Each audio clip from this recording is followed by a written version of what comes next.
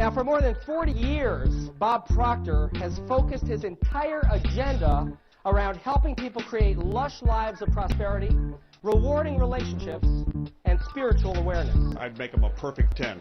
If I was an Olympic coach, that's the score I would give him. Very energetic and engaging and really very interesting. Bob Proctor knows how to help you because he comes from a life of lack and limitation himself. It's very easy to understand, very straightforward. He makes you want to listen to everything he has to say, very informative. In 1960, he was a high school dropout with a resume of dead-end jobs and a future clouded in debt. One book was placed in his hands, Napoleon Hill's Think and Grow Rich, which planted the seed of hope in Bob's mind. I used to fall asleep through all kinds of things, but man, he's got my eyes on this. A lot of energy, high energy person. In just months, and with further support from the works of Earl Nightingale, Bob's life literally spun on a dime. In a year, he was making more than $100,000 and soon topped the $1 million mark. I like his style. He's genuine. I like what he's teaching. I like what he's saying. Bob then moved to Chicago to work for his real-life mentors, Earl Nightingale and Lloyd Conant. After rising to the position of Vice President of Sales at Nightingale Conant, he established his own seminar company. He's dynamic, he's very intuitive into the way the mind is thinking. Oh, I would rate him definitely as a 10. Bob Proctor now travels the globe, teaching thousands of people how to believe in and act upon the greatness of their own lives. Presenting his program, The Science of Getting Rich, let's give a warm welcome to Mr. Bob Proctor.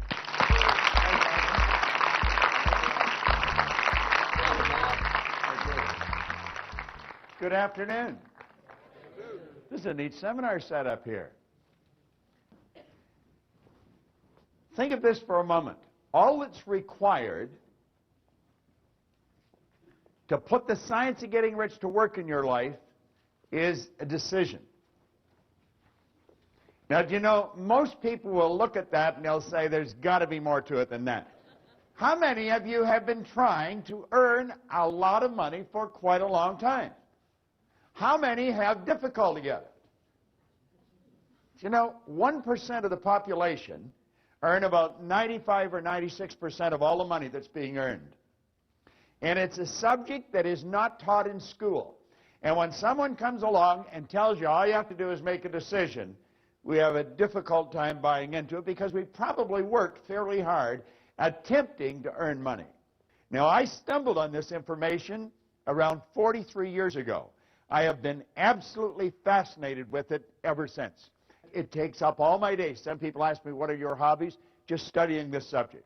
That's all I do.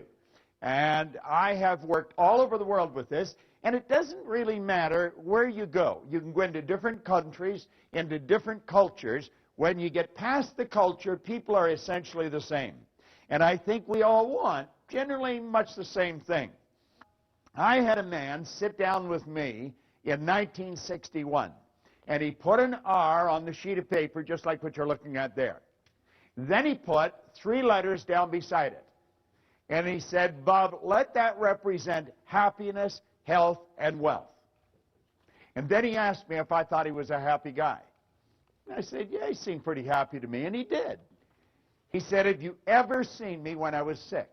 And I had to admit I hadn't. He said, have you ever seen me when I was broke? And again, I had to admit I hadn't. Well, he said, you've got to be one of the most miserable people that I've ever met. And I was an unhappy guy. I was 26. As I look back at it, I think I was an unhappy kid that just grew up and stayed that way. And I believe a lot of people live that way. There's a lot of unhappy people around. I didn't have a terminal illness, but I always had a cold or a headache or a backache or something. And when it came to money, I mean, I had a problem.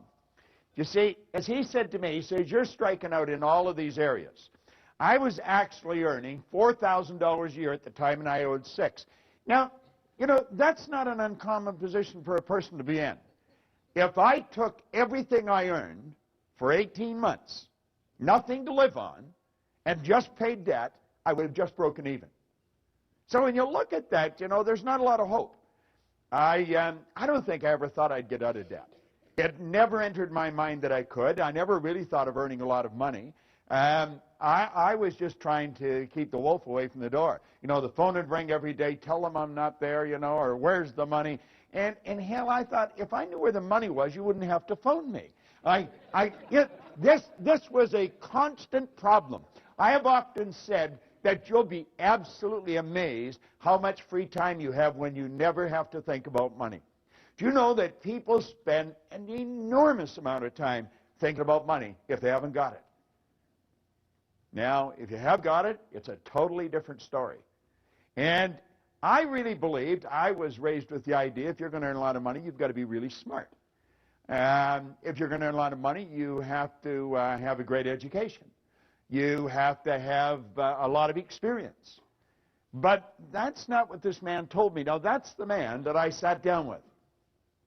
His name was Raymond Douglas Stanford. Now, he's been gone for a long time. But that guy made a bigger difference in my life than anyone that has come into my life since then. Now, the little boy that he's holding, I named Raymond Douglas Proctor. That's my son. Now, that little boy today is 6'5". He weighs 240 pounds, and he has no hair. He has 3 little boys that are all bigger than him. So you see, I'm going back quite a ways. But this guy, he really woke me up. He asked me some good questions, and he got me thinking. Now, this is the one thing he asked me. He said, or suggested, and I found this in a book by Vince Rovazzi over here in Philadelphia. He said, to change your life, you have to change your life. Now, that sounds like a play on words. It did to me the first time I looked at it, but that's not a play on words. That is so basic, and it's so misunderstood. Now, we're going to go through 2 parts here. I understand there's a break, so we're going to go to a certain point in the break, and I'm going to share some ideas with you on what can be done, and then after the break, I'm going to show you exactly how to do it, because it's an inside job, and we're forever trying to change things outside, and that's not where it's at.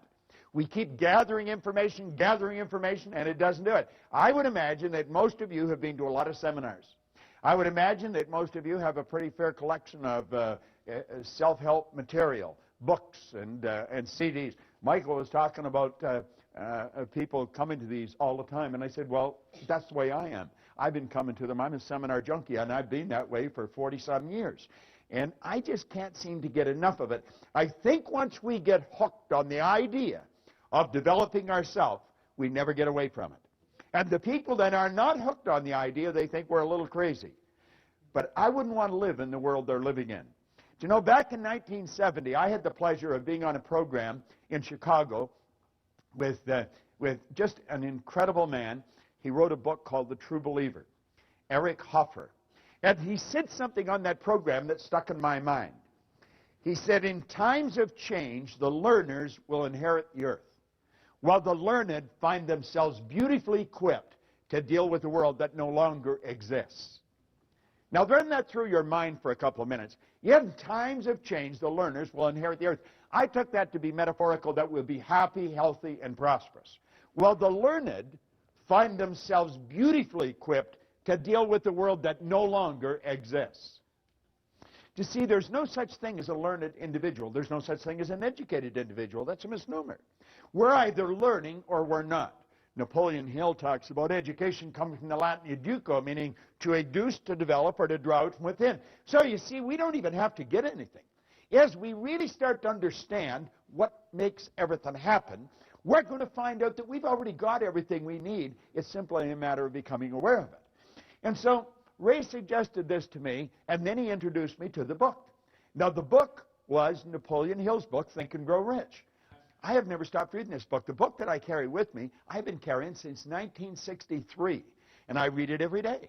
Now, I think Hubbard pointed out that when you read a good book through the second time, you don't see something in it you didn't see before. You see something in yourself that wasn't there before. Yeah, you see, it's the repetition of the right information that will really alter what's going on inside, and that's what you have to do. Everybody thinks it's something outside we have to change. We have to change companies. We have to change cities. We have to change jobs. You've got to change it inside. If you don't change it inside, nothing happens. Well, I got into that book, and I started to study. Now, he said there's a secret in that book. And he said, if you find a secret in the book, you can have anything you seriously want. Well, I thought that was a gross exaggeration. You know, you can have anything you want. Let me put it in proper perspective for you. I was 26. I had 2 months high school formal education. I had no business experience. I had an absolutely terrible work record. And here I'm reading that you can have anything you want. Now, there's so much about ourselves that we don't know. And as I started to read this book, he said, there's a secret. You can give anything you want if you find the secret. Well, that was sort of like trying to sell me on the tooth fairy. And, of course, I was 26. I thought I was pretty cool. I thought I was wide awake, you know. And actually, I was in a deep hypnotic trance. And I was ready to reject it. But Ray said to me, he said, listen. He said, you're not very happy. He said, you're not the healthiest guy in town. You're always broke. Now, he said, I found out something about money, and he pulled out a big wad of money. He always carried a lot of money, and I was always fascinated with that because I never had any. But at any rate, he said, this stuff can't talk, but it can hear. And he said, if you call it, it'll come. And I thought, God, you know, that's sort of a nice idea. You know, and I was ready to start hollering for it. But he said, you've got to understand how to get it. And he said, you obviously don't understand. Now, he said, the author of this book studied the lives of 500 of the world's most successful people, his entire life. Then he put it in this book. Now, he said, I'm inclined to think that he knows something that you don't know. Well, I think he just sort of put me in my place, you see? And so I started to read the book, and I found the secret. And the secret was so basic and simple, everything changed. Do you know, a year later, I was earning $175,000 a year, and then I took it over $1 million a year. I mean, I had money coming in from all over the place. And it happened so fast. Yes, but he said that in the book. He said, when money starts coming, it'll come so fast and so furious that you're going to wonder where it's been hiding through all those lean years. Well, boy, I thought, this is it. You know, and I had it coming in from different countries, from different cities. And somebody will say, well, what were you doing? I don't think it matters what you're doing. I think what matters is how you're doing it. Do you see, Wallace Wattles wrote a book on the science of getting rich way back in 1903. He says, you don't get rich by doing certain things. You get rich by doing things in a certain way. And I thought, yes, see, you could find two people doing exactly the same thing, and you couldn't see the difference.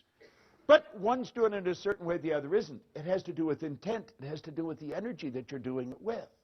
You see, we're taught to be good little go-getters. Go-getters lose. They blow it. We want to be good little go-givers because the law says what you put out will come back. The universe will reward you by law. This is all very scientific. Yet it happens with every person every time. Now, I found the secret, and it was pretty basic. It was simply sit down, decide what you want, write it on a card, carry the card in your pocket, and read it as often as possible every day. So I wrote on the card that I wanted to have in my possession by New Year's Day of 1970. I gave myself a decade to do this deal. And $25,000. I really didn't believe it would happen. But you know something? I kept reading it. I don't know why, but I kept reading it. I did exactly what the author said. I kept reading the card. And I kept reading it, and I kept reading it. Now, because I kept reading it, I started to think of earning money. Prior to that, I was thinking of debt. If you had asked me, I would have said I was thinking of earning money. I wasn't. I was thinking of debt. If your goal is to get out of debt, I guarantee you'll probably be in debt till you die. Because we become what we think about. Yet whatever you think about, you attract. You literally magnetize yourself to it. That's all I was ever thinking about was debt. But I started to think of earning money. Somebody said there's good money cleaning floors. So I said, I'm not proud. I'll clean floors. Well, I started to clean one office. Then I got another one. Do you know, in less than 5 years, I was cleaning offices in Toronto, Montreal, Boston, Cleveland, Atlanta, London, England. The thing took off like a rocket. Now, what really changed? I think something inside shifted, but I didn't know what it was.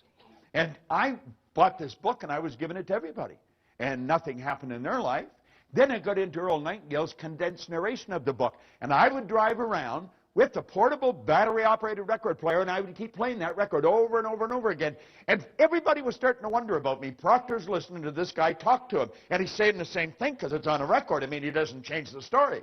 And I'm listening to this, and I'm reading the same book. I was starting to wonder about myself. But everything just kept changing, kept changing, kept changing. And I'd give the record to people, and I'd give the book to people, and nothing happened. So I reasoned that someone had to know why I changed, and they've either written it in a book or they're talking about it. So I made up my mind I would read every book that was ever written if I had to, but I was going to find out what happened to me. And I have never stopped studying. Now, some of what I found out, I'm going to share with you. And since Michael is trapping this on a DVD, you'd be wise to get it and watch it over and over and over again. No, seriously, because what I'm going to share with you is probably the most valuable information you could ever lay your hands on. And I often mention I've got license to brag about everything I talk about because none of it's mine. I have just gathered this information from some of the wisest people in the world, and I have been absolutely obsessed with trying to figure out why we do what we do. And, of course, you don't even have to be too quick. If you study the same thing for 40 or 50 years, I mean, you're going to start to learn something about it. So that's what we're talking about. Now, I want to suggest that you make up your mind you're going to get in what we call the success zone. It's a way of thinking. Now, get this. If 96% of the population are blowing it, if 1% of the population are earning about 95% of all the money, you're not going to get a whole lot of people agree with what you're doing. Most people are going to look at you kind of strange. What are you going there for? You went there last month. What are you listening to that for? You listened to that before. What are you reading? What do you read the same book over and over for? They don't understand. And you see, they're advertising their ignorance by the questions they ask. When we get into the success zone, everything in our life starts to change. But understand this, you're going to be a bit of an oddball. You're out of the box. You're not one of the masses.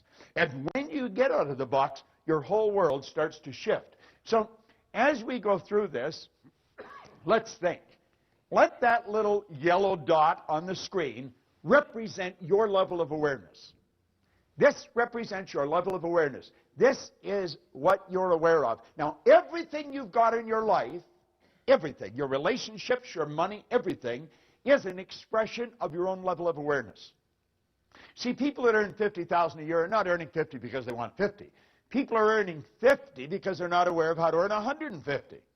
People that are suffering from headaches, they're not suffering from headaches because they want to suffer from headaches. They're suffering from headaches because they're not aware of how to eliminate the headache. It's their head. They made it ache. They can make it stop. So you see, it's awareness we're after. Now think of this. If that little dot represents our awareness and it's responsible for everything we've got in life, just think of how your life could change if we magnify it just a little bit. I mean, everything would start to change. Our relationships would change. We would be healthier. We would live in healthier bodies. We would know more people. We'd earn more money. We'd be able to do more interesting things. And if we just increased it a little bit more, everything starts to shift. Well, I've been living this way now for 40 years. It's absolutely fascinating. I celebrated my 70th birthday last week. I got more energy than most people, 20. I have absolutely no intentions of slowing down. People say, you should slow down. That's a bunch of crap. We should speed up. We've got more power. Yet, do you know the most erudite scientists alive can't even guess at what you and I are capable of doing? No one knows what we're capable of. All the power is omnipresent. That's within you, within me. Slow down, we're just starting to warm up. What we want to do is calm down. You can go at warp speed and stay very healthy if you stay relaxed. And that's really the secret. Now just imagine we expand our awareness a little more. Do you know what this program is doing for you today? It's expanding your awareness. That's what the program is all about. Every time you come to one of these programs, your awareness is widened. Your world starts to change. You think, oh yeah, that's pretty interesting. And it just keeps getting bigger and bigger and bigger. Our awareness keeps changing. Do you know that no one knows how much money you're capable of earning? No one can even guess at what you're capable of earning. We want to become aware. We're like we are because we're not aware of how to do it better. We know how to do it better. Every person in this room intellectually knows how to do a better job than they're doing. Everyone in the room knows how to earn more than they're earning, but they're not doing it. You see, having the knowledge is not the deal. Having the knowledge. I mean, what I remember when I was a kid, a school teacher would say to me, Bob, why'd you do that? I'd say, I don't know. What do you mean you don't know? You know better. I know. Why'd you do it? I don't know. I was in the Navy. Every commanding officer, Proctor, why did you do that? I don't know, sir. What do you mean you don't know? You know better. I know. Why'd you do it? I don't know. You see, I didn't know why I was doing things. Do you know that we do things that we don't want to do? It gives us results we don't want to get, yet we do them anyway. Do you know what addiction is? It's never getting enough of what you don't want. Yet a lot of people are addicted to results that they don't want. Why do we keep doing it? You see, I think when we start to see that, that's when we start to become aware of how to take control over our life. And that's really what we want to do. So you see, awareness is the big deal. We want to become aware of the obvious opportunities that are available to us. We are surrounded by opportunity. They're everywhere you go. There is an abundance. There's no shortage of opportunity. We can win, and we can win in a big way. Now, when we lack awareness, we miss the opportunity. I used to always say that, you know, the trick is to be in the right place at the right time. I've been in the right place at the right time many times in my life, but I blew it. You know why? Wasn't aware that I was in the right place at the right time. I had to look back at it. Think of it. There's something else. It's being aware that you're in the right place at the right time is not good enough. You've got to be aware that you're in the right place at the right time. Now, do you know that you're in the right place right now to get some information that will literally transform your life? And it's like I said, I've got license to brag about all this information because none of it's mine. I guarantee you, when you walk out of here at the end of the day, your head's going to be spinning because this is good stuff. What's holding most people back? Here's your answer. It's paradigms. Now, that's sort of a buzzword, but that is really what stops us. It blinds us. Paradigms actually blind us. Now, I'm going to get into paradigms, how they're formed, and what they are, and then how to change them. You see, if you get into books on psychology or psychiatry or behavioral science, you'll get a definition of a paradigm, but it's usually so big and awkward that you don't understand it. The book was probably written for other psychiatrists or psychologists or behavioral scientists, and the average layperson doesn't understand it. I had great teachers, and they broke everything down into the simplest possible form. And I found out that paradigm is nothing but a multitude of habits. When you wake up in the morning, you move into action. There's a routine to everything you do. There's one to everything I do. If you're living with someone, you could set your clock by that person, and they by you. When I put my foot in my pants, I put my right foot in first. I don't know which one you put in first, but I do know this. If I put my left in first, I'd probably fall over. I would be staggering all over the place. Why? It's programming. That's how programmed we are. We're programmed to drive the car the way we drive it. We're programmed to dress the way we dress, to walk the way we walk, to talk the way we talk. Our whole life is written program in here. And you know something? We didn't even write the program. We didn't even write the program. Do you know that they're other people's habits? You and I are the product of somebody else's habitual way of thinking. It's genetic and it's environmental. Why do you think you look like your relatives? Do you think it's an accident? It's what's programmed right into the genes at birth. Yet we grow up and we live that way. Why do we speak the language we speak? Do you know that if you had been taken out of your home and moved to the suburbs of Beijing when you were an infant, you'd be fluent in Chinese and have absolutely no knowledge of the English language? But by the same token, if somebody had been taken out of Beijing, put here, same thing would have happened. We're programmed with other people's prejudices. We're programmed with their limitations. Do you know that most of the limitations we've got, we don't even know where they started? I'll give you an example. When Linda and I first met, we were out shopping, and I said, you know what I would like is turnip. She said, okay. So I picked up a turnip. And she said, what are you going to do with that? I said, I'm going to eat it. Well, she said, I'm not eating that. Well, I said, why not? She said, that's the root of the turnip. I said, it's the what? I had never heard it called a root. It was always just a turnip. Well, I said, what do you eat? She said, we eat the green of the turnip. I said, my God, we give that to the pigs. Well, she said, we give the root to the pigs. I don't even know if I ever saw a turnip green. So here we are eating the root, giving the green to the pigs. There they are eating the green and giving the root to the pigs. Now, I was raised in northern Ontario. She was raised in Pensacola, Florida, and Birmingham, Alabama. Two totally different cultures. Isn't it? So I put the turnip back. I thought, what the hell? There's no sense in fighting over a turnip, you know. But I'm wandering around the store, yet I'm thinking, who decided we'd eat the root of the turnip? I don't think my mother woke up one day and said, we're going to eat the root of the turnip. I wonder why she ate the root. I don't think her mother did. And then I started to think, I wonder how far back in our family I'd have to go to find out who decided we would eat the root of the turnip. How far back I'd have to go in her family to find out who would eat the green of the turnip. And then I started to think, you know, it really doesn't matter. But the principle behind this is huge. Because, you know, most of our habits are like that. They really are. Now, think of this. What do most people do when they begin to have financial trouble? This is paradigm talk that I'm dealing with here. What do? I'll tell you exactly what they do. They lower their standard of living to meet their income. That's a bad idea. That is a terrible idea. Timidity is not a strategy for the new economy. We're living in a new economy. Remember, you cannot move forward when you're cutting back. Yet, why do we do it? We're programmed. That's what we were taught to do. Anything else is being irresponsible. Well, let's think of this for a moment. Successful people take their income up to meet their standard of living. Do you know why? They understand how to do it.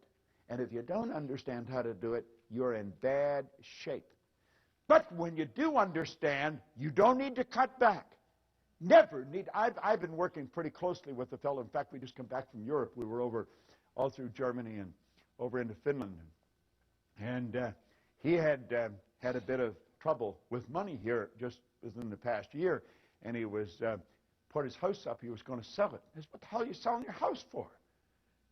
Well, he said, I can't afford to keep it. I said, you can't afford to sell it.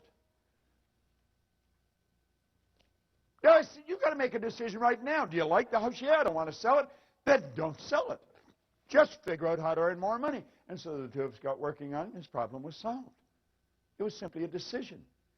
Well, that's all we need. See, we're living in a new economy. The economy that you and I were raised in, that's not the economy we're living in anymore. It's a totally different world we're living in. But we're still operating with all the old habits. Now, Gates said one thing is clear. We don't have the option of turning away from the future. You don't have that option. No one gets to vote on whether technology is going to change our lives.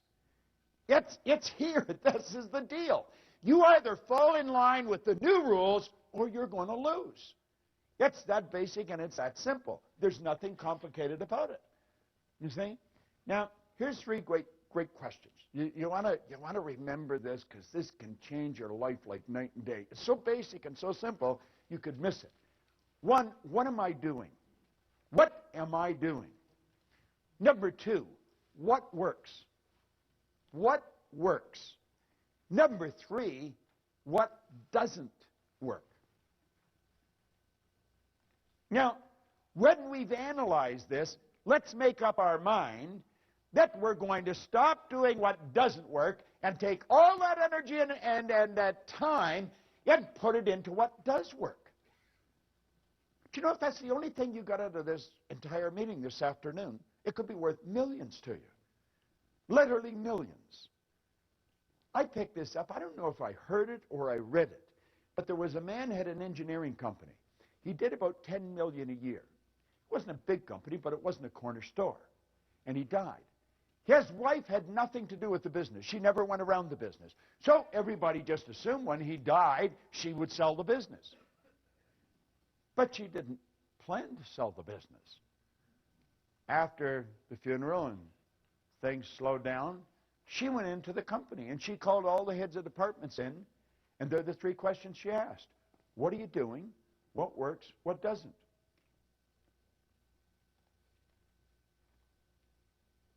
She told them to stop doing what didn't work, spend the time at what does work, and she took the sales from 10 million to 25 million. She just went in every now and then. That's all she ever did. I wonder what would happen if that's all we did. we want to understand and apply, if we really want to get into the science of getting rich, the law of compensation. Now, the law of compensation is pretty clear. There's nothing complicated about it. The law of compensation clearly states that the amount of money you earn is always going to be in direct ratio to the need for what you do, your ability to do it, and the difficulty there would be in replacing you. Now, do you see, if we really study this, there's probably quite a need for what you do. Now, I don't know how proficient you are at doing it. Most people learn how to do something, and then they never improve upon it from that point on. Once we learn how to do it, we just keep doing it at that level. That's why most people read at a grade 7 level. They never learn how to improve upon it. You see? The third one, the difficulty there will be in replacing it. So, do you see, if you analyze this, you're going to realize that if you just focus on number 2, number 3 is going to take care of itself. Number 1's already taken care of. There's probably a great need for what you do. Now, if we become very, very good at what we do, just keep perfecting what we do.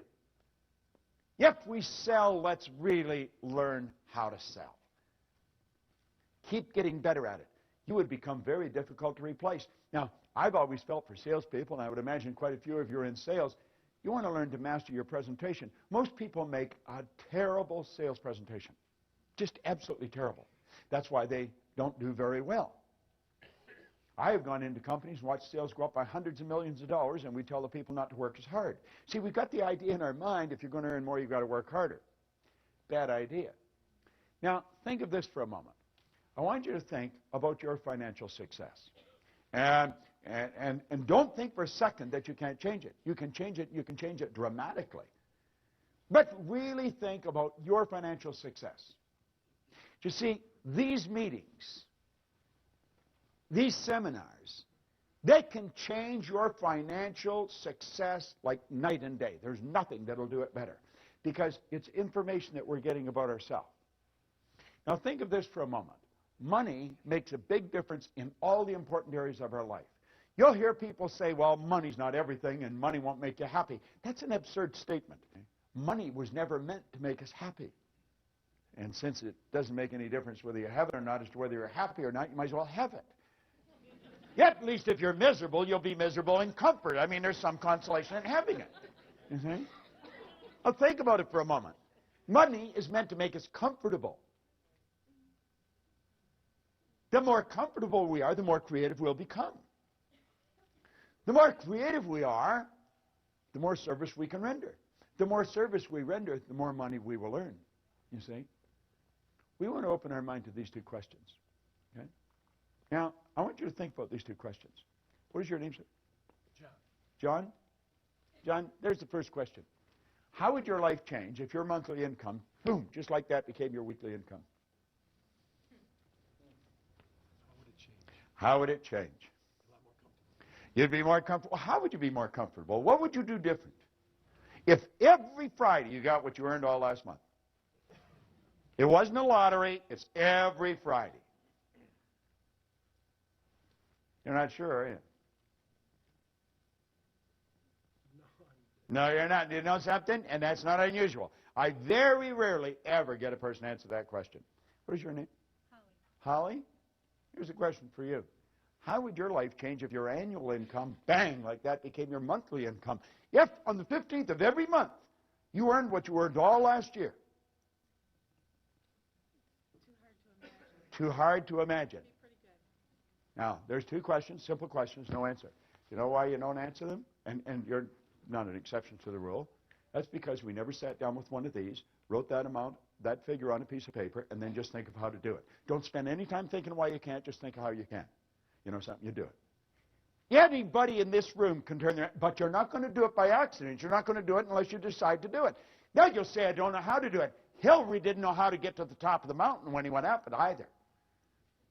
He didn't. He tried in 51 and he failed. He tried again in 52 and he failed.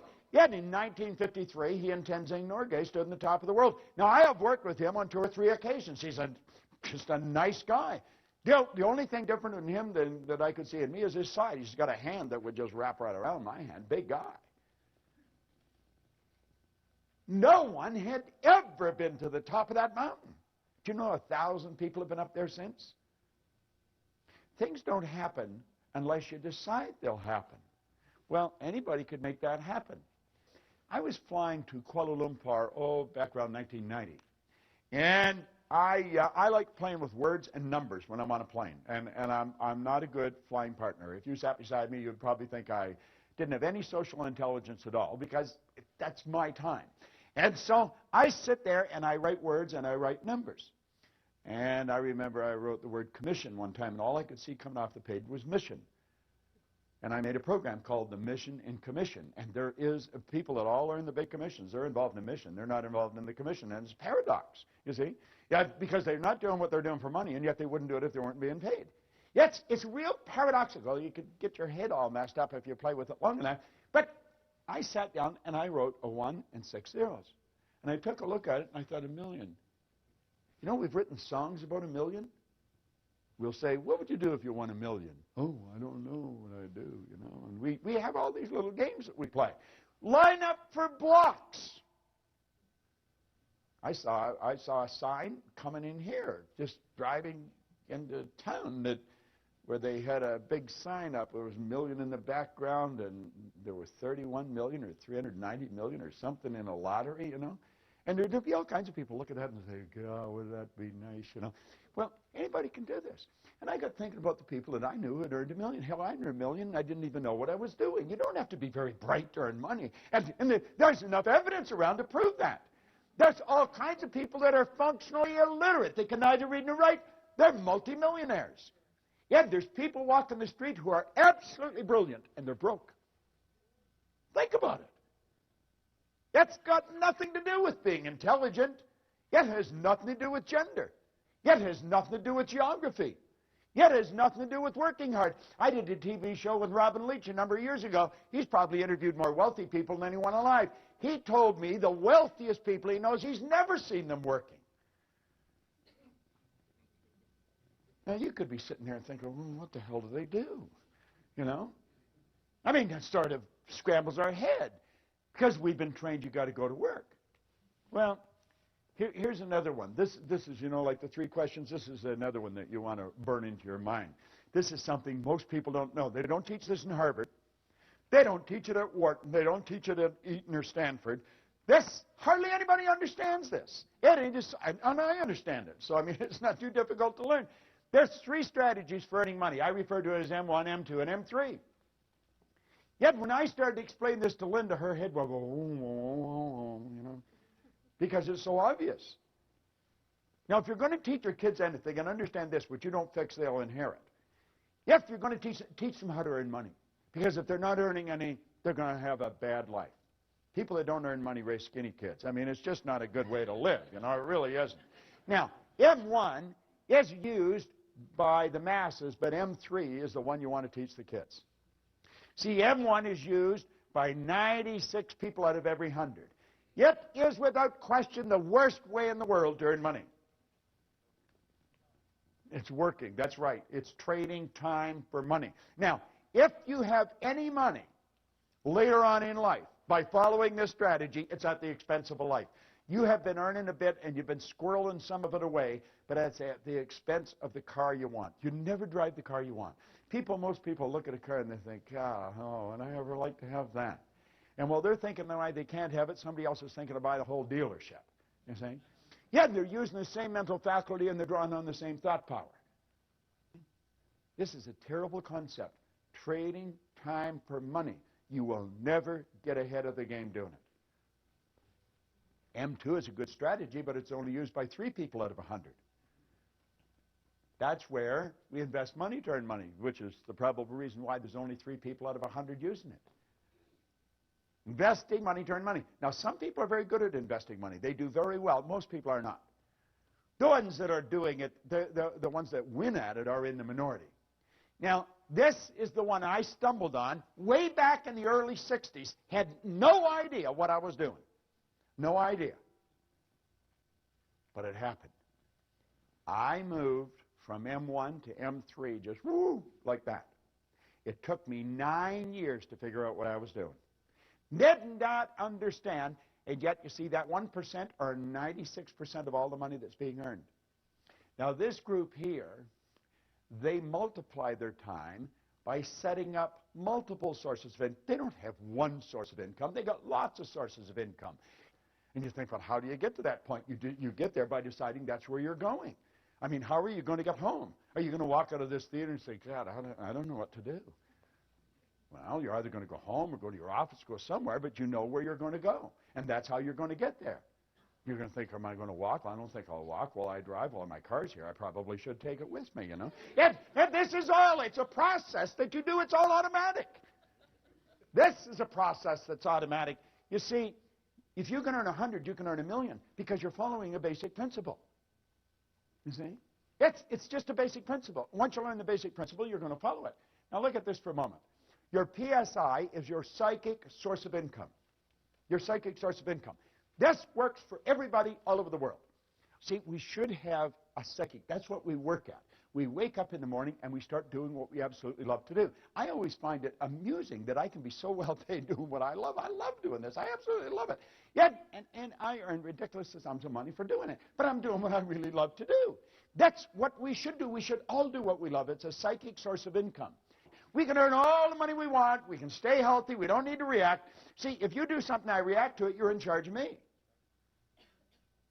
The second you react to situations or circumstance or other people, they're in charge of you. So here you are, the only life you got, and it's a relatively short one, you know, and we're putting other people and things in charge of us. We're bouncing around. Our head is like a ping pong ball. That's the way many people live. It's no wonder their body's breaking down. This damn thing is in such a chaotic vibration, it has to break down. It's just a mass of molecules, and you should keep it in the right vibration. To improve your performance, you have to follow the ancient advice, know thyself. Ray Stanford asked me, he said, you know who you are? I said, do I know who I am? Yeah, I know who I am. I'm Bob. No, he said, that's who you think you are. That's not who you are. He said, Bob and Proctor are just two words. That's your name, but it's not you. I said, what? Well, he said, you're not your name. I'm not my name. Well, that makes sense, doesn't it? I'm not my name. Okay. I said, well, this is me. No, he said, that's your body. You've never heard anybody phone into work and say, body's not coming in today, it's sick. You've never heard anyone say, am hand or am leg. We say, my hand, my leg, my name, my body. These are all things we have. He said, your results. Now I knew I was in trouble. I was 26, I was unhappy, I was sick, I was broken, I just found out I was lost. I didn't even know who I was. You see? Well, if you're going to know yourself, if you're going to change your life, you've got to change yourself. If you're going to change self, you have to know who self is. Now, think of this for a moment. You and I have infinite potential. Now, I said before, I don't know how much infinite is. I just know it's a lot. Has no beginning and no end. That's the potential we've got. We've got all of this power, yet if you watch the way most people live, you would think that they were just about out of juice. A lot of people, when their heart stops beating, it's going to be a formality. I mean, they just sort of sit. They never really get it going. Yet we have infinite potential. We're dealing with something pretty big. If we're going to find out something about ourselves, we have to look at this. You say, this is over my head. No, it's not. I teach this to kids. I got it. This all tied into the science of getting rich. Rich resources are lying dormant within us. Let's look at it a different way. You see? You and I are spiritual beings. There's only two sources of reference to go to find out anything about ourselves. One's science and the other's theology. You'll hear people say they're having a spiritual experience. They're not having a spiritual experience. They are spiritual. They're having a physical experience. We're spiritual beings living in physical bodies, and we've been gifted with an intellect. Most people really don't understand that part, but that's where the power lies, all right? And our emotional state is going to be determined by how we use our intellectual factors. Andrew Carnegie told Napoleon Hill, he said, any idea that's held in the mind, that's emphasized, that's either feared or revered, will begin at once to clothe itself in the most convenient and appropriate physical form that's available. You see, Dr. J.B. Ryan said the mind is the greatest power in all of creation. Very few people understand it. If you go on our website, you just go to bobproctor.com, you'll see a quote there by Dr. John Mike, a psychiatrist from Florida. He said, I taught him more about the mind in 1 year than he'd learned in 4 years of medical school, 5 years of psychiatric training. And what I taught him was just what a Dr. Roeder taught me. I was always amazed by that.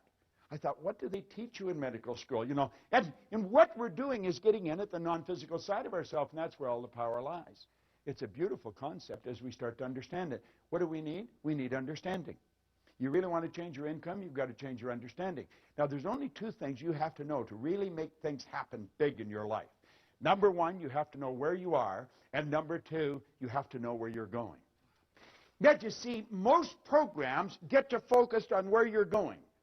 That's very important that we have a goal. You've got to know where you're going.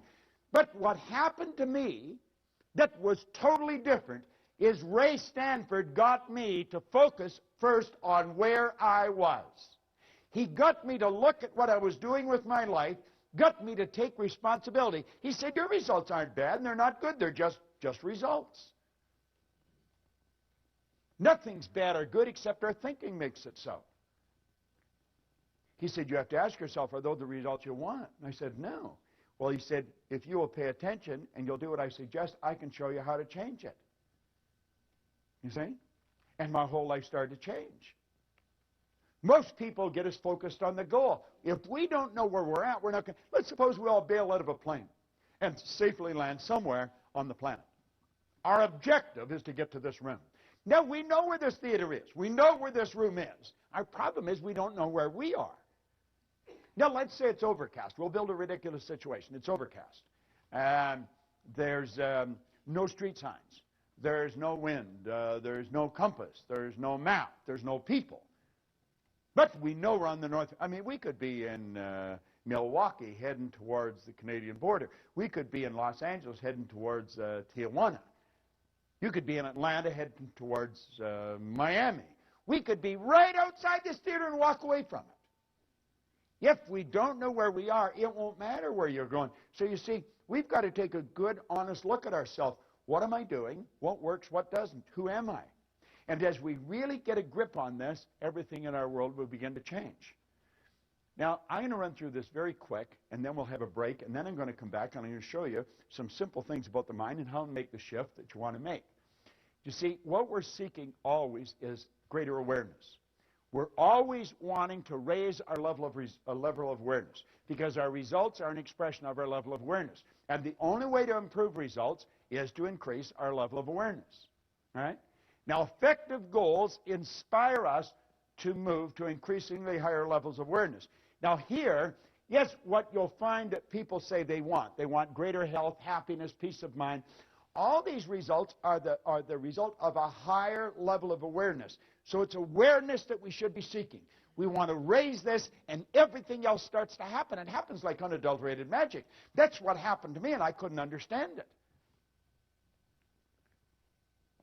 Now, there's a basic law that said everything in life is either growing or dying. It's either create or disintegrate. So you're never going to stay where you are. Your results are going to get better, or they're going to get worse. It's create or disintegrate. No one stays where they are. Now, the truth is, I think most people get a little better and a little worse, a little better and a little worse. When they get a little better, they're forcing it, but force negates. You see, there's something inside of you that's urging you to grow.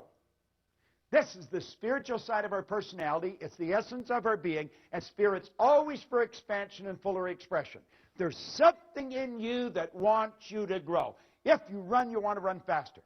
If you jump, you want to jump higher. If you sell, you want to sell more. This is good. It causes dissatisfaction. Dissatisfaction is a creative state. My grandmother pretty well raised me, and she taught me that I should be satisfied with what I've got. Grandma was wrong. I should be happy with what I've got, but never satisfied. It's dissatisfaction that gave us the incandescent light. It's dissatisfaction that gave us air travel. It's dissatisfaction that gave us the internet. All those things were always here. People just became aware of them. The way to fly an airplane was always here. We can go all over the world now. We're not a long ways from anywhere. We're only a short period of time away. But while there's something inside wanting us to grow, there's something else that's trying to stop us. And that's the old paradigm. Now, after the break, I'm going to show you how that paradigm is formed and how we can change it. Yet it's just like magic. And when you do, your whole life changes. Everything in your life changes. Just no question about it. Now, you've got the one side that wants you to grow and the other side that doesn't want you to grow. The old paradigm does not want you to grow. Anyone that has smoked and quit smoking, I used to smoke. I quit years ago. But I remember it wasn't an easy thing to do. It was not. Why? Because it was a habit. Habits are not easy to get rid of. Habits are ideas that are fixed in here that control us. Many of you have gone on diets. You want to lose weight. I'll just toss something in for your benefit. When you lose something, you're programmed to do what? To look for it. Get rid of the idea of losing weight. Release it. Release it. See yourself at your perfect weight, looking good and feeling great. Your whole life is controlled by images. Get the image of the body that you want to live in, of the world you want. Quit trying to lose weight. Just release it and see yourself the way you want to be. Now, goals determine which side wins. The goal must be something you really want.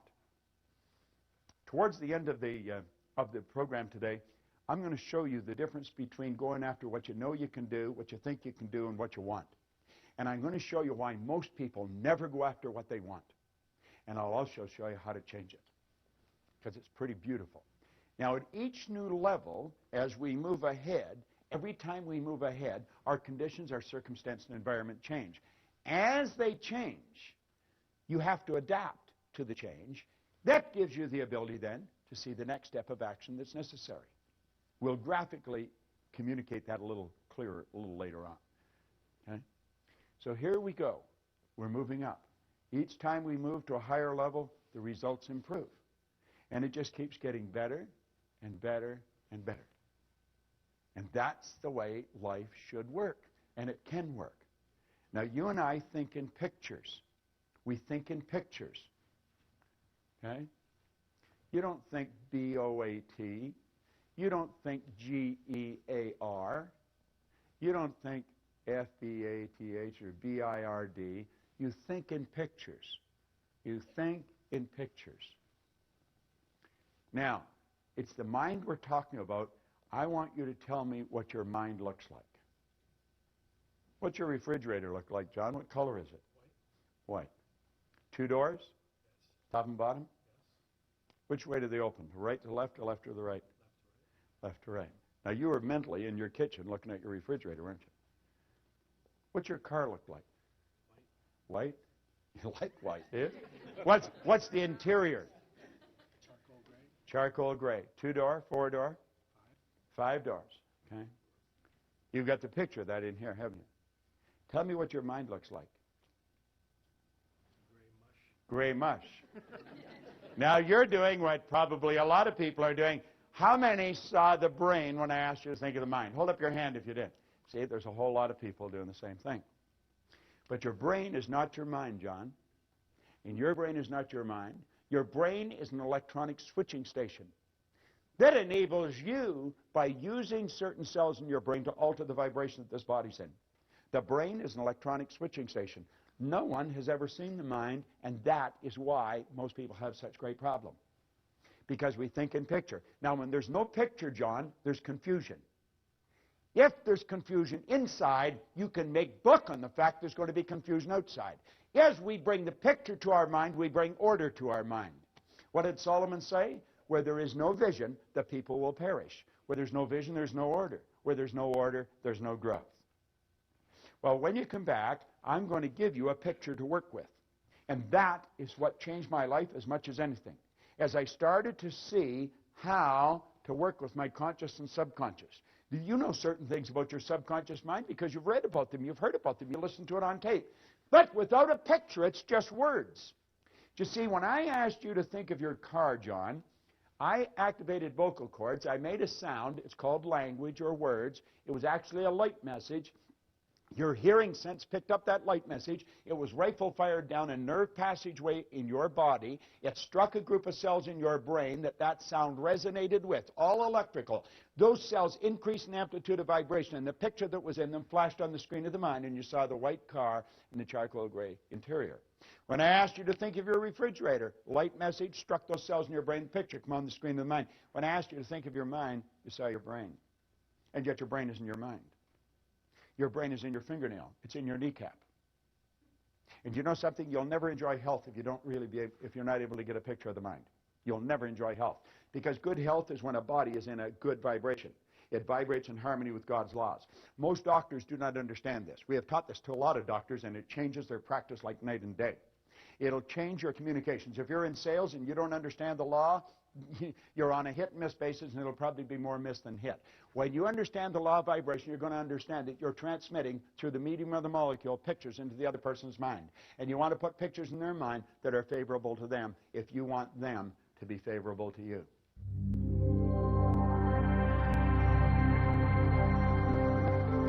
All right. I want you to think now of what we're talking about here, about pictures, about thinking in pictures. If you're going to rearrange the furniture in your room, you get the picture of where you want things, and then you move the furniture there. Everything we do it in our mind first. When we don't have a picture, we have confusion. If you try and get two pictures in your mind at the same time, you're in a confused state. So, when we start thinking about ourselves, and we realize we're spiritual beings, we live in a physical body, we have an intellect, that becomes a bit of a problem. How do you see that? How do you get all that? And it becomes too confusing, so we stop thinking about it. Now, this is what I call a magical graphic. This is the genie. This picture, or this drawing, was made by Dr. Thurman Fleet in San Antonio, Texas, back around 1934. He realized, if we take this back a bit, that most of the healing arts dealt with the physical. If you're treating the physical, you're treating a symptom. You're not treating the cause of the problem. A lot of people are into holistic healing today. That's heal the whole person. And he knew that they had to be healed spiritually, intellectually, and physically. And he knew that there was a problem because of thinking in pictures, and that's when he came up with this concept of the mind. Now, when this was first explained to me, it took me a while to really grasp it, because I was getting it confused, different things. So if you look on the inside of the sheet that we give you, you'll see the drawing there, and we'll fill in some of the blanks for you. I let this drawing represent me. If I think of me, I think of this drawing. If I think of the drawing, I think of me. I see my head as my mind and everything else, the neck down from the body. Now, I'm well aware that that's not the way the mind is. Mind is movement. Body's the manifestation of that movement. But since we think in pictures, this is an excellent one. I see the top half of my head as my conscious mind. The bottom half is the subconscious, and of course, the body's the body. Now, it's the mind that controls the body. The body is like a dumb terminal. It will do whatever the mind tells it to do. It can only do what the mind tells it to do. When there's something wrong in the body, you can rest assured there's something wrong in the mind. When you see a rash break out in the body, and we say it's an allergy, you know that there's a problem in the subconscious mind that's expressing itself. All right? It's a fixed concept, and it can be altered. I always say dermatology is the best form of medicine to go into because your patient rarely dies and they never get better. All right? So you just keep saying, try this and come on back for more. Now, the conscious mind is your thinking mind. This is the part of you that you have the ability to think with. Your subconscious is your emotional mind. Your emotions are controlled by the thoughts that you entertain. You choose your thoughts, and you think in pictures. You impress the thought upon your subconscious, And that causes you to feel the way you feel. Now, actually, the feeling is conscious awareness of vibration that the body's in. Because whatever is impressed upon the subconscious controls the vibratory rate of the body. The body moves into action, and your actions produce your results. Now, you see, it's the results that most people are trying to change. The results are something outside of us. Now, what we're talking about is the mind. All right? Now, James Allen said, until thought is linked with purpose, there's no intelligent accomplishment. Just the information isn't going to do it. You've got to have a purpose. You've got to have a purpose that is so big, so all-encompassing. That's why you get up in the morning. That's why you go to work. Now, your vision is how you're going to execute your purpose, and your goal is how you're going to execute your vision. But you want to get this little book by James Allen. It's called As a Man Thinketh. It's a little book. It was written in 1903. It is a classic. We have a coaching program, and I coach people a year at a time in this coaching program, and one of the first things I do, I send them this book. I send them that one, and I send another one to them. One is to get them out of the box, to get them to think very big, and the other one is to cause them to monitor their thinking. And as you get into thinking, as a man thinketh, you'll start to monitor your thinking. We've got to become aware of what the heck is going on here. Earl Nightingale used to say if most people said what they were thinking, they'd be speechless. And I'm inclined to agree with him. You see, we don't want to mistake mental activity for thinking. But at any rate, let's start again. And we'll say, there is the mind, and we'll break it into two parts. Now, this is where it starts getting interesting. I was looking for this book, and I had left it on a chair over here. If you were sitting on that, you've got some great energy flowing through you, I'm going to tell you. Now, I have been carrying this copy with me since 1963. You can see I've had it for a while. Now, in here, he said that an educated person is not necessarily a person with an abundance of general or specialized knowledge. An educated person is a person who has so developed the faculties of their mind that they can acquire anything they want or its equivalent without violating the rights of others. How many of you know what the faculties of your mind are? Let me see a show of hands. 1, 2. Isn't this amazing? Hardly anybody knows what they are. How many people have a perfect memory? Just me? How many people would like to have a perfect memory? Now, you see, I want you to just look around. The audience is from different walks of life, different ages, different gender, and yet nobody had their hand up for perfect memory. Do you know that every one of us has a perfect memory? Do you know I could teach you how to memorize this book? There is no such thing as a bad memory. There's only weak memories. Memory is an intellectual factor. And you develop your memory the same as you develop your body, through exercise. If I put this arm in a sling and left it there, I think you know in a relatively short period of time, it would be rendered useless. If at the same time I was lifting weights with this arm, I'd have big, powerful muscles here. Now, it's fairly obvious I haven't done either of these things, but if I had, you know exactly what would happen. It's the same with our mind. What happens? People going around, I got such a rotten memory. You don't have a rotten memory at all. You have a perfect memory. Where did you get the idea you had a bad memory? Well, when you were a little kid, you heard your parents say, I got a bad memory. What do? I got a bad memory. You just mimic them. There's no such thing as a bad memory. You have many marvelous mental faculties. And he said, an educated person is not necessarily a person with an abundance of general or specialized knowledge. An educated person is a person who has so developed the faculties of their mind that they can acquire anything they want or its equivalent without violating the rights of others. Now we think, oh, we can't have anything we want. Oh, yes, you can. Every religion teaches you that. All science teaches you that. Where'd you get the idea that you can't?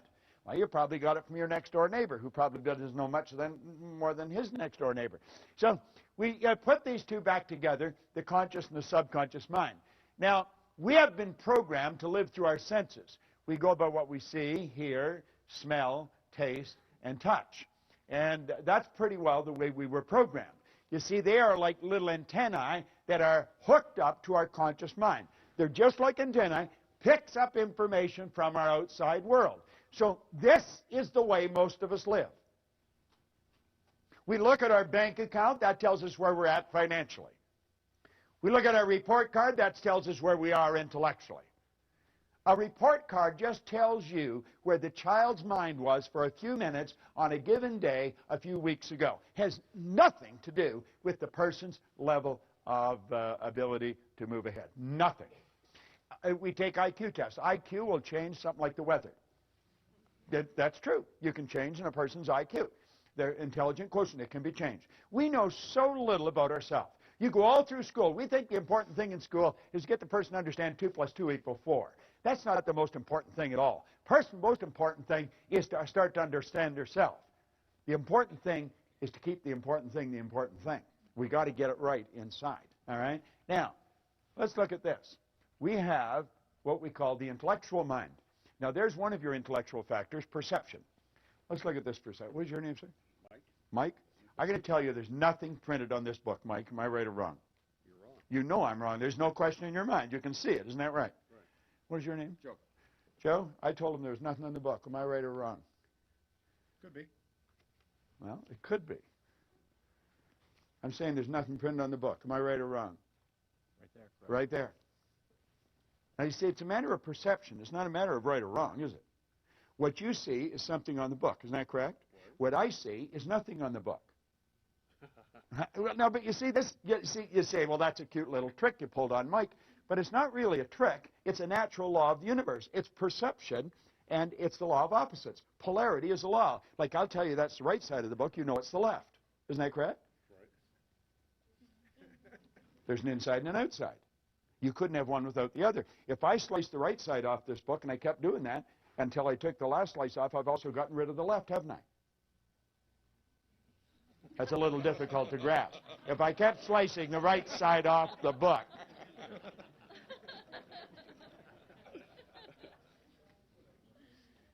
You see, most of us have a perception problem. When we say I'm right and you're wrong, you're right from your point of view. They could be right from their point of view. So it's not a matter of what's right or wrong. It's what works. That's the most important. Would you agree with that? What works? What's going to improve? Do you agree, Mike? It really is. That's the important thing. Now, take a look at the next one. We'll back that up. Is the will. The will gives us the ability to concentrate. All right? The will gives us the ability to concentrate. I've got a couple of statues of Napoleon in my home. And I think that I have them there for a reason. He reminds me of what I do and what I don't want to be like. Napoleon had a very powerful mind. I don't think he was a very nice guy, but a very powerful mind.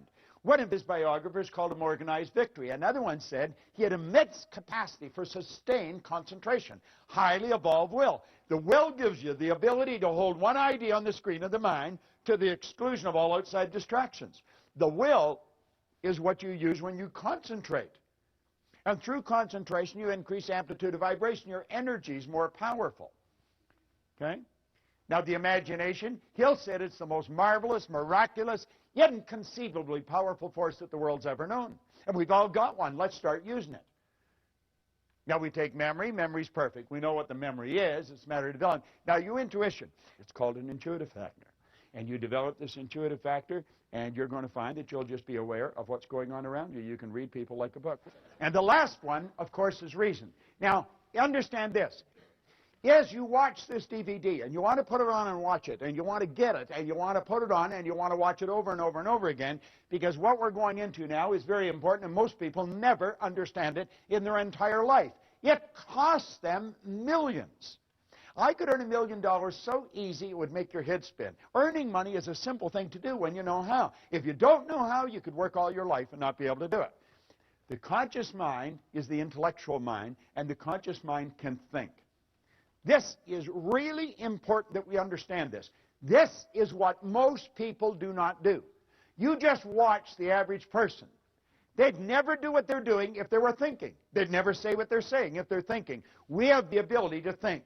We can tap into an infinite power, and we can build any idea in our mind. Now, every great leader, as far back as you can go, have taught us that we become what we think about. What do you think about? All right? Now, you have the ability to accept or reject any idea that comes along. So if you're listening to the news or you're reading the newspaper and they tell you that the economy is going down, you might say, for you, but not for me. This is going to be the best year that I've ever had. During the Great Depression, there was all kinds of people earning millions. Not everybody lost their money. Do you see, I'm not trying to flatter you, but coming here is one of the most brilliant things you can do. I was talking to a lady right here at the break, and she was telling me that she got a cassette or a tape from, it was Napoleon Hill's Principles. And she was listening to them. She says, things were going really great. And she said, for some reason, I lost it or stopped listening to it, and things started going the other direction. Well, we're so influenced by suggestion. Suggestion is one of the most powerful forces in the universe. And you see, if you come here on a regular basis, just when you start to slide off, it'll bring you back on track again. Now, I think you should listen to this stuff every day. We read the paper every day. We eat food every day. We wash our bodies every day. How about recharging our mind every day? We're dealing with the most potent force in the universe, and we're dealing with the mind. Now, your subconscious mind has no ability to think. It cannot choose. It cannot reject. It can only accept. The conscious mind can reject. You want to reject a lot of the things. When people start to complain, get away from them. I don't want to spend any time with anyone that talks about how bad things are or why things can't be done. Your subconscious mind will accept anything. And whatever goes into the subconscious mind must be expressed through the body. It cannot differentiate between what's real and what's imagined. Hold your hand up like that. Come on, everybody get their hand up like that. Put their hand like that. Put it here in your chin for a second. Will you do that? Now, where's your chin? You see? You're thinking. Why did we go here? Because I went there. If I said, let's follow me, and I went off the cliff, would you go? We have a tendency to go by what we see, hear, smell, taste, touch. We do not think. You know that's not your chin. You say, well, you put your hand there. There we go. You see, that's the defense. They did it. All right? Your subconscious mind will accept anything. Now, this is how you and I arrived on the scene. A baby, when a baby's born, its subconscious mind is wide open. You can put anything in it you want. The baby's mind is wide open. Every thought that goes on around the baby is going right into that baby's mind.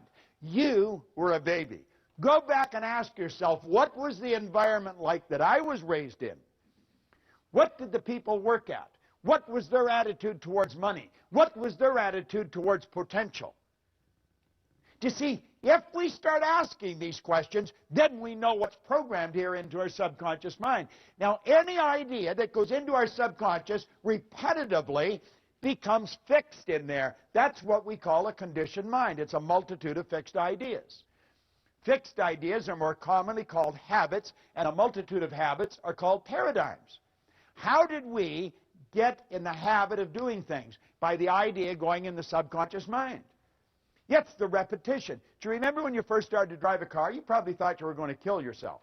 And so did the person that was teaching you. You know, that's why they were so scared. And I mean, if you're having a terrible time, the clutch, the brake, the gas, you know, and now you're steering with your knee, you're looking for a pen while you're talking on the phone, and you're in traffic.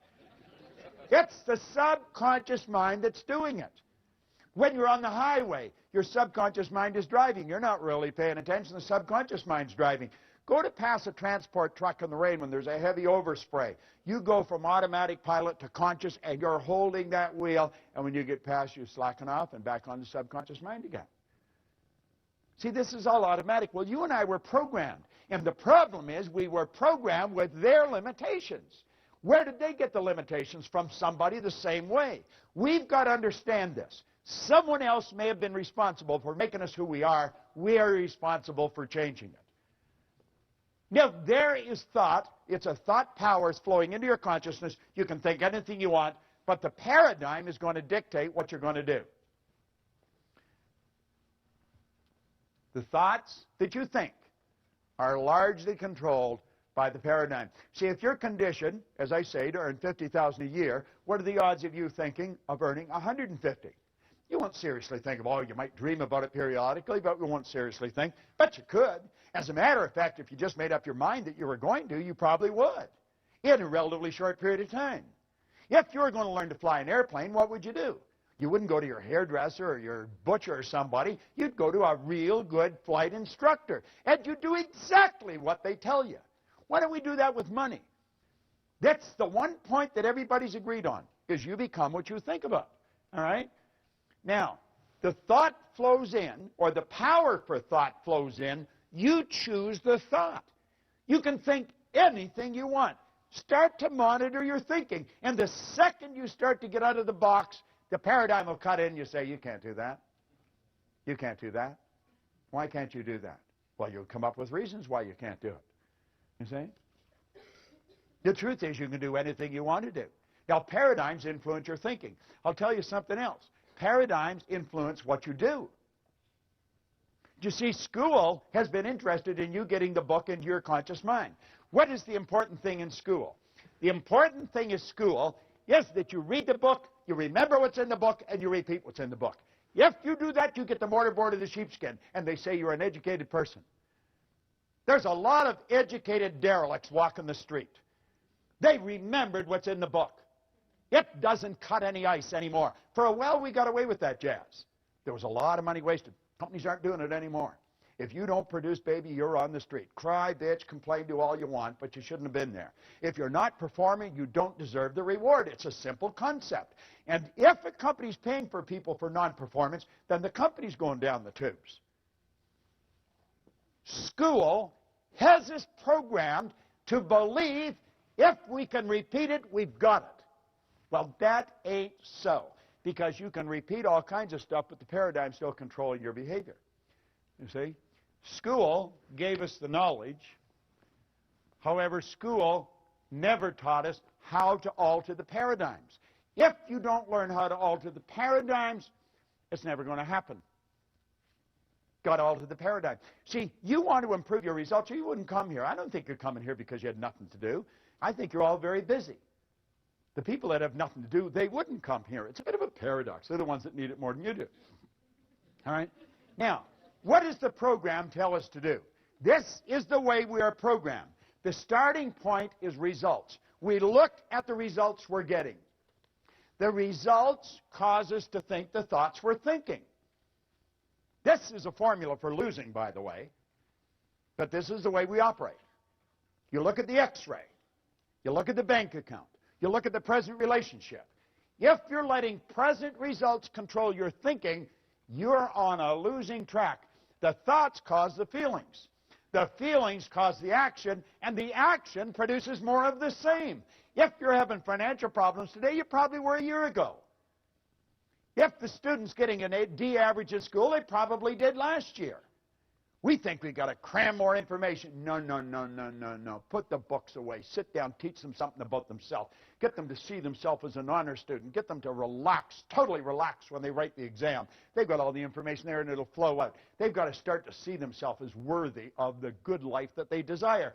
When I left public school, Miss Strawn, who was a nice lady, she said, Bob, where are you going to go? And I said, I'm going to Malvern Collegiate. Oh, Bob, don't do that. Go on over to Danforth Tech, get a trade. You'll never do well in the business world. I got people like Price Waterhouse, Prudential, some of the largest companies in the world. They'll pay me in the ass to go in and work with their executives, and I would never do well. Miss Strawn was wrong, but I believed what she said until I was 26. And consequently, I never tried to get a good job. I always had a dumb job, hated the job. I remember working for a guy in the West End of Toronto. He was not a nice man. He really was not a nice man.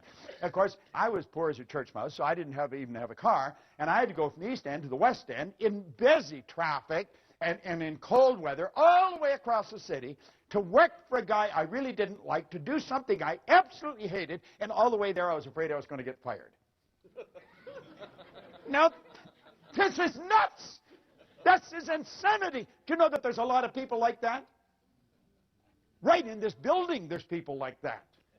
Doesn't make any sense. They're starting with the wrong end. They're letting the present results control them. Think of this for a moment. Your starting point should be ideas. Let's let the present results dictate where we've been at. Let's learn something about ourselves. Let's start with the idea in our mind. What do you really want? Let that idea then dictate how you feel. How you feel is going to control how you act, and how you act is going to produce the results that you're getting. That's the way you improve the results. And then you look at the improved results, you adapt to the change in the conditions, circumstance, and environment, and then you start out with a new idea. You see, it all boils down to decisions. It really does. You've got to make the decision that you're going to change. Now, do you know what your habit pattern for many of you? Your habit pattern brings you to this building. It brings you to these seminars. But many of you come here and you go back and you do exactly the same thing. I want to suggest that you make a decision today. You make a decision that you're going to change the whole deal. I talked about a gold card. Well, we've given away a lot of gold cards. We put them in a plastic sleeve so you can carry them loose in your purse or your pocket. And you've got to decide what you really want. Now, I'm going to show you how to go about that. And when you then write what you want on it, you'll see that the only thing you put in future tense is the date. And that is because we don't know how long it takes to reach a goal, although we guess fairly accurately. And that is governed by a law of gender. The law of gender decrees that all seeds have a gestation or an incubation period. When you plant a seed, you don't get the flower or the fruit right away. When the seed for the baby's planted, it takes approximately 280 days. Well, remember where the non-physical and the physical is all hooked together? Well, the idea is a spiritual seed. It's made from exactly the same stuff the physical seed's made from, and it's subject to exactly the same law. We just have not developed the awareness of what the gestation period is, so we guess. And oddly enough, we guess fairly accurately. Everything else on the goal card should be written in the present tense. I am so happy and grateful. You've already got it in your conscious mind. And as you get emotionally involved, you've already got it in your emotional mind. And it's only a period of time until it moves into form. You've got to make the decision. So you start out, your goal. That's the idea. You see the goal. This is where I am. And then that will dictate the kind of feelings you have. You see? That'll dictate your actions. And that'll produce the win. Then you build another big, new, exciting goal. Now, this is all, it's so basic and it's so simple and yet so misunderstood. But you can understand it. You see, you want to make the connection between your mind and your prospect's mind or the other person's mind, because that's where you make the connection. You make it on a mental plane. That's where the sale's made. Those of you who are in sales, it's all made. It's a mental thing. It's not, we may think it's physical. It's not physical at all. The physical is just the expression of something that's already happened. You want to practice about 15 minutes a day. Get your performance down pat. I know a few movie stars that are pretty big ones. And you know something?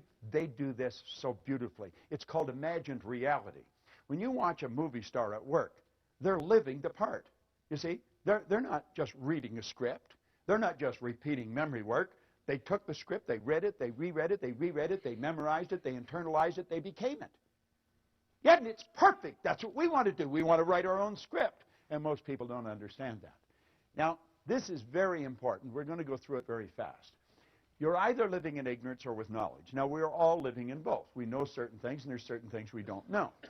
Now, let's stop and think, because this is very powerful. You can think anything you want. Most people that don't understand something, they have a tendency to doubt and worry. Doubt and worry.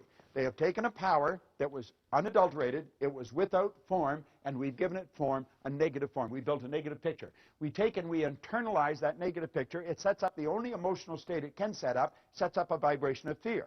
Now, fear can only be expressed through the instrument that you're living in, your body. And so it expresses itself in what we call anxiety. Now, anxiety is not expressed, it's suppressed. Yet the suppression then turns to depression. This person's on a losing track, don't even know what they're doing. The depression turns to disease, and the disease turns to disintegration. Now, that's a process. That happens so fast, the person doesn't even know what's going on. And you know what's causing it? Ignorance is their problem. What are they taking for the anxiety? Valium or something like that. We got them on Prozac or Valium or some other drug so that we got them so stupefied that they don't even know they're doing it to themselves. Should we educate them? I think so. What is education? To induce, to develop, or to draw from an end. Let's bring out something in the person. Let's go back to our thinking. We want to develop understanding. There is only one way to develop understanding, and you're doing it. You're studying. There is no other way of developing understanding. That's what these programs are all about. Solomon said, in all you're getting, get understanding. Understanding is what leads to faith. It's the opposite to that demon fear. James Allen said fear can kill you as quick as a speeding bullet, and it can. The faith base is expressed through the physical being in well-being. Now, the well-being is expressed. You don't hear somebody that's really in a great vibration. You say, hi, how are you? And I'm really excited. You know, they don't do that. You see it in the way they walk. You see it in the way they talk. You see it in the way they meet and greet people. They're alive and they know it. That turns to acceleration. They're picking up speed. This is the way the universe operates. You know why? Because they're at ease. They're not uptight. The person that's anxious and depressed, their body is, it's no wonder their heart snaps. Take your fist and clench it tight. See how long you can keep it that way. That's the way some people's bodies are. Well, you want to put your body in a totally relaxed state. And then this power flows freely through you. No kinks in the hose. And I'm going to tell you, you'll have lots of juice flowing, and you're going to feel like $1,000,000. And you become very creative. And that's called creation. You see? Now, what do you think about? What do you spend your time thinking about? Most people spend their time thinking about just whatever's going on around them on a given period of time. Now, we say to ignore the power of paradigms to influence your judgment is to put yourself at risk when exploring the future. This idea of paradigms, you've got to understand it. You want to get back into that stick person. As I say, get that DVD, watch that thing. If you made up your mind, you're going to put that DVD on, you're going to watch it every day for maybe 2 months. Every day. You wake up in the morning, it would be the best investment of time because it's the repetition of hearing this over and over and over again that's going to cause you to step out and change it. Can you change your paradigms? Yeah, you sure can.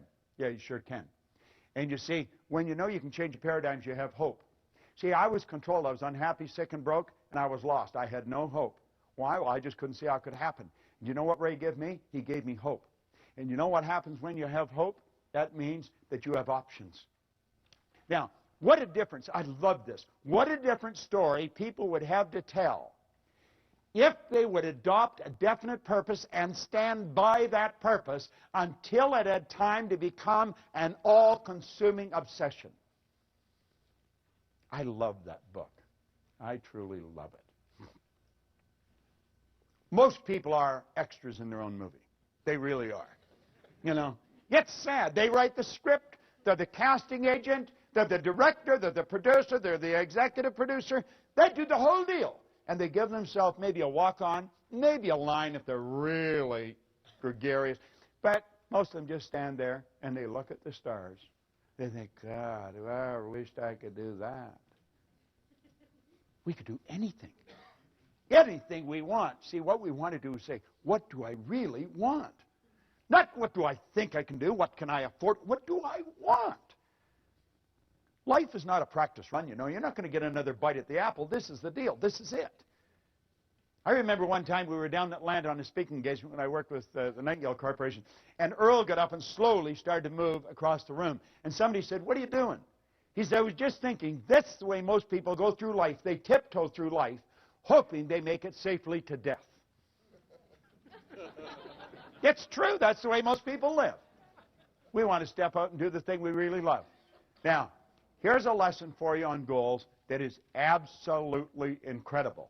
So you'll want to remember it. Most people, when they're setting goals, they set goals to do what they know how to do. That way it's safe. They're going sideways, but it's safe. You remember we talked about the level of awareness, how you reach? We said goals are to cause you to stretch. That's the purpose. The goal isn't to accumulate. Money's not to accumulate. I never have enough money.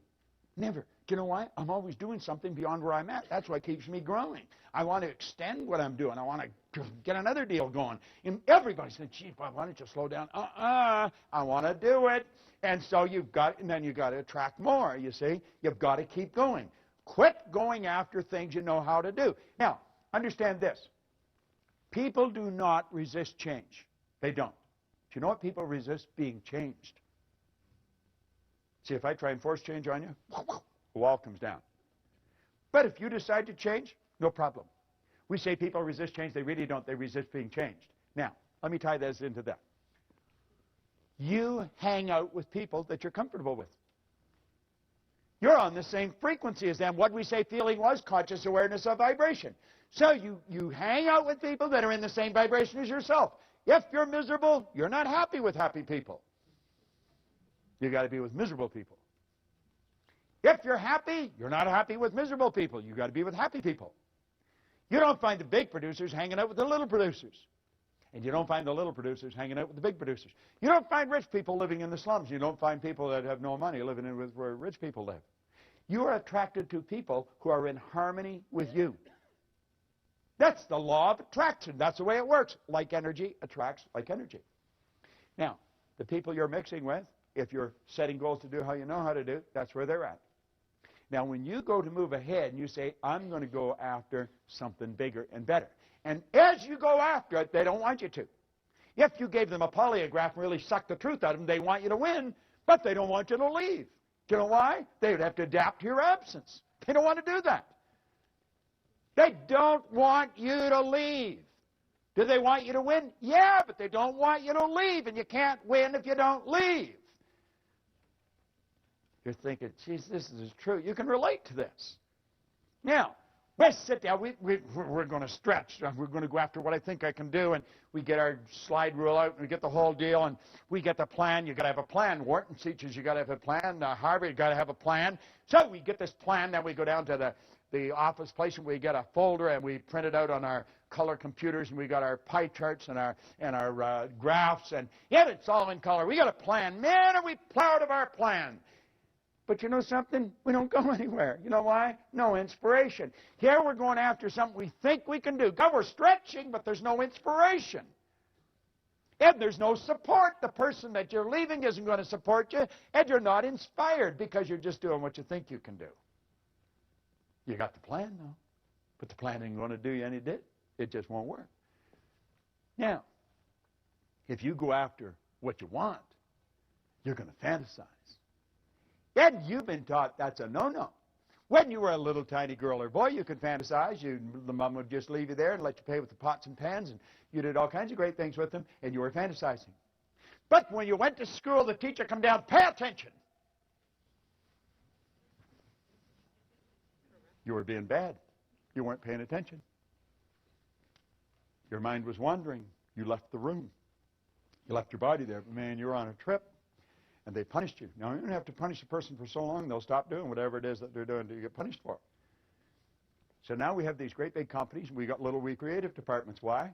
We don't want people to be fantasizing. Fantasy is where everything started. This building was nothing but a fantasy at one time. Somebody got the idea of putting a whole bunch of theaters under one roof. They said it'll never work.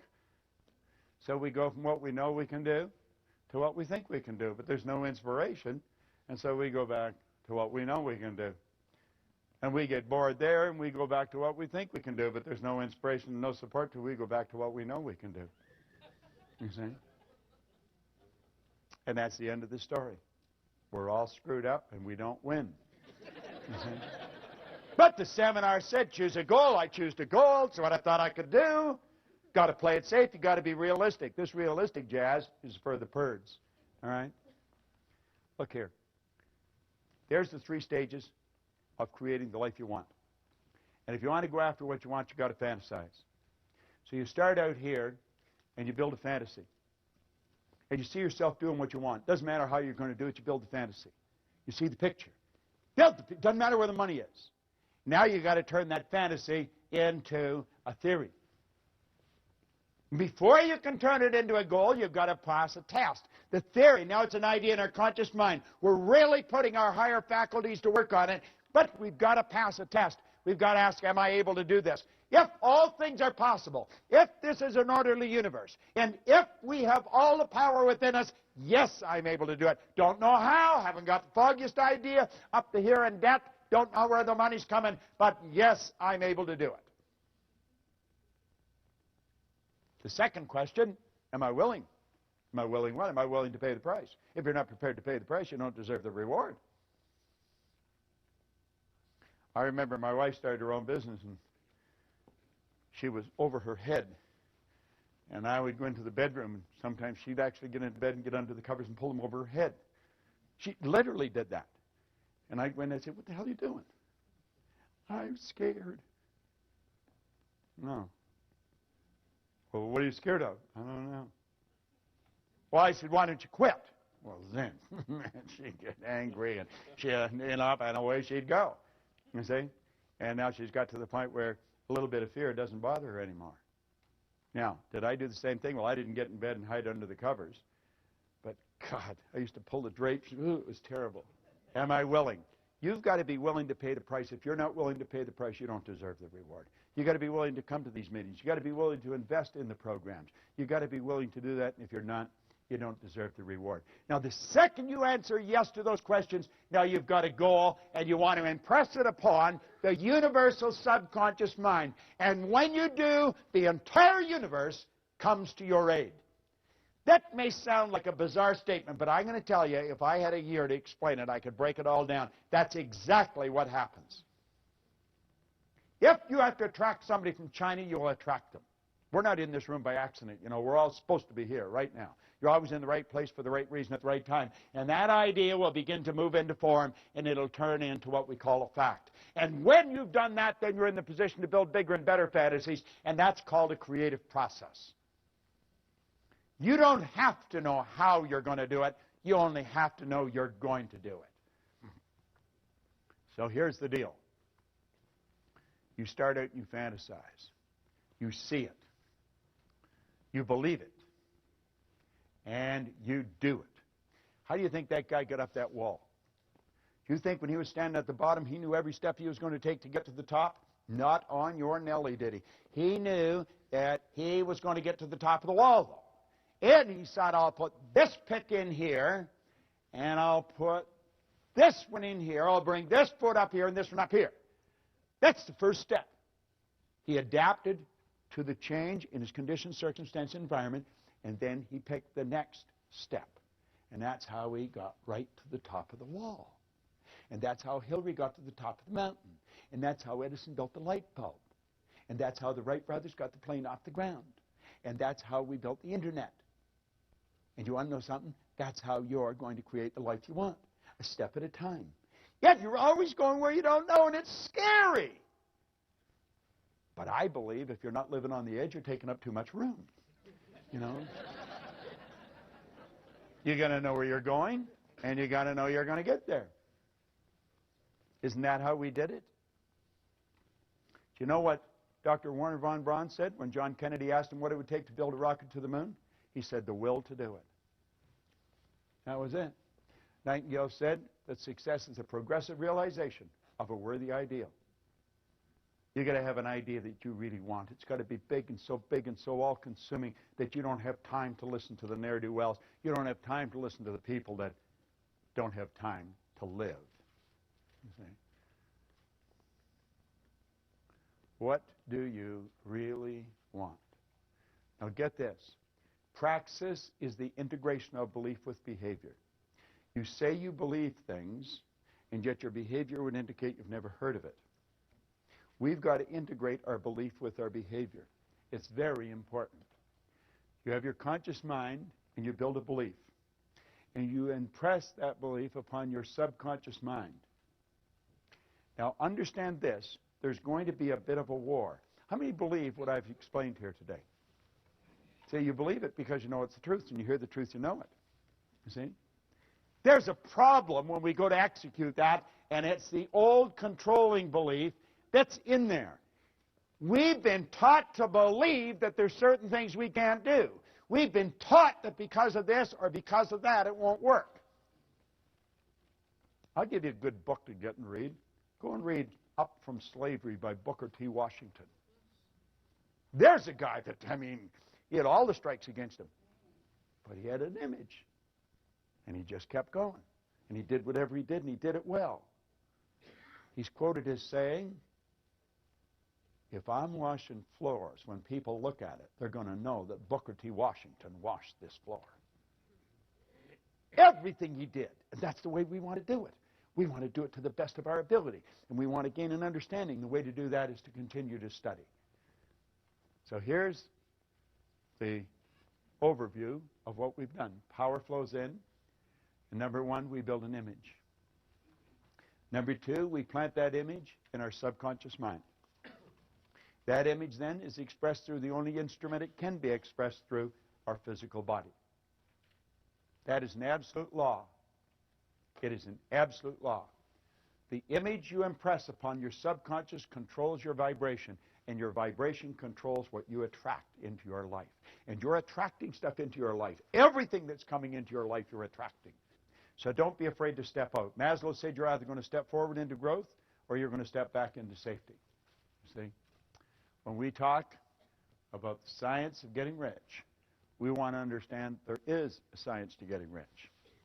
I want to tell you a story. I was flying to Malaysia, and I was playing with the calculator. I always play on a plane with words or numbers. Now, if you go to Kuala Lumpur from Toronto, it's 25 hours in the air. That's a long ride. If you go any further, you're coming back. So, you know, you've got quite a trip that you're taking. Well, at any rate, I'm on the plane, and I'm fooling around, and I write $1 million down, just 1 and 6 zeros. And I thought, $1 million. And I had earned $1 million. I had earned $1 million a year a long time ago. And I know a lot of people that have earned $1 million bucks, and most of them are not overly bright, you know. And there's some of them who are absolutely brilliant, but they're not all that bright. And where I may be fairly bright today, but relative to where I was, man, I'm telling you, I was one of the stupidest guys in town, but I was earning all this money. So it has nothing to do with being bright or anything like that. It's a decision. And so I'm on the plane, and I'm thinking, what do these people do? And I started to think about the people that earn $1 million. What do they do that is so different? Well, first of all, they just decide they're going to do it. And then they step out and do it. And they come from all different walks of life. But all the ones that I knew that did it are all locked into this. Michael and I were talking. We were talking about people being seminar junkies. And I said, you know, I've been a seminar junkie for 40-some years. And I wouldn't want to be any other way. I feel sorry for the people that are not. Because, you see, that is a very crude way of saying that a person's really into the development of themselves. Well, I took a look at the people that earn the money, and I thought every one of them, without exception, are really locked into studying. They never stop studying. They have just magnificent libraries of CDs and now DVDs and cassettes. I've got it right back to the records and the old record players. I've got them all. I've kept them all. The record player they used to drive around with in Vic Conant's office in Chicago, I took it down and gave it to him one day. But, you know, I thought, we should teach people to earn $1 million. And so when I got off the plane, now this is way back 1990, I got off the plane and I got on the phone. And I phoned Mark Victor Hansen, and then I phoned Val Vanderwall, who's gone now. And, I mean, it was the middle of the night here, but I wasn't thinking of that. It was, the clock had turned around. And I got them out of bed, but I got excited, and I was telling them what I was going to do, and they said, geez, it's a great idea. So there was a bunch of us. There was Jack Canfield and Mark Victor and Vanderwall and Lee Poulos. And there was a group of us, and we put together a program, and we taught it in Hawaii. And we were teaching people to earn more money. Now, we knew how to earn it, and we were teaching the other people how to earn it. And one of the things we were teaching them is you've got to lock in to study. You've got to study every day. We eat every day. We wash ourselves every day. We get dressed every day. There's certain things we do every day that's religious. You've got to study every day. You've got to allocate a part of your income and a part of your time to your own development. And that was part of the lesson. And they all knew that we did. I mean, take that Think and Grow Rich book. I mean, I read that every day. So at any rate, we started, and Jack and Mark come up with an idea, and they said, Proctor, we're going to do a book. And we had brainstorming sessions going, and they said, you got lots of stories, give us some stories. And he said, we're going to write a book. And there was a gal there, Cindy Spitzer. I remember, I don't know if she ever got credit for this, but she was from over on the East Coast, around Philadelphia somewhere, and she said, you should call that Chicken Soup for the Soul. And so they're going to write 101 stories, and then we're going to package it and sell it. And I said, that's a pretty cool idea. And Mark says, we're going to sell 50 million of them before the turn of the century. And I'm thinking, well, you know, I'm a pretty good thinker, but that seems like a little far out to me. I mean, if you sell $1 million bucks, you're doing pretty good. But 50 million, and you're going to do it before the turn of the century? Well, they didn't sell 50 million. They sold 74 million. And it was considered the publishing phenomena of the decade. Now, get this. They didn't write anything. They never wrote any books. None. They had other people writing the stories, sending them in. They had somebody else collating, somebody else editing, somebody else publishing, somebody else selling, and they got the money. You know why? It was their idea. Now, this came about, it's called intellectual property, and it came about because they studied and they expanded their mind. And that's what you're doing here. Now, we said that most people are extras in their own movie. You're no different than Mark or Jack or Bob or Lee or anybody else. You're exactly the same as them. And what you want to do is make up your mind when you go home. You're going to lock in, and you're going to get your chicken soup concept. The DVDs on this are what you need. You've got to get on, order them, and start watching them. Lock yourself in. You don't have to watch the whole thing. Just take a section of it. But take 15 minutes every morning, or do it like you exercise your body. People go out walking. They do it at the same time. Same number of times every day. Well, get into this. The beautiful part about this is it's all being recorded. You know that 66% of what I've said you'll have forgotten by tomorrow morning? 90 to 100% of it will be gone within a month. But if you keep repetition, if you keep programming it into your mind, you're going to find that you'll start to do it. That's what the actors do. I know a number of actors, pretty big names. And you know something? They're ordinary folks just like you and me. But they become great actors because they program the script into their mind until they become the script. And that's what you want to do. Some of this information, it's worth millions. I don't know if you realize just how valuable it is. I have been studying it for 43 years with some of the most brilliant people in the world. You got the whole thing locked on a little disc that you can watch and listen, and you go over and over and over, but always doing it thinking towards a goal. Phenomenal information. Don't for a second walk out of here without making a big decision that you're going to do something with it. I want to congratulate Michael on the work he's been doing. He's been doing it for a long time, and he does a good job. And I don't know anybody else anywhere in the world that's doing this. And now, of course, he's even topped what he's doing by putting it all on DVD. Lock in, build yourself a library of these things, and then take time every now and then. Sometimes you take a couple of days and just do nothing but totally saturate your mind with it, and you're going to find it'll pay huge dividends for you. The people that I was working with that were in the millions, they're just ordinary people like you and me. But the difference is they get the idea and they apply it. They apply it. They apply it. And it's in application. It's not just studying. It's in application. Thank you very much. Thank you.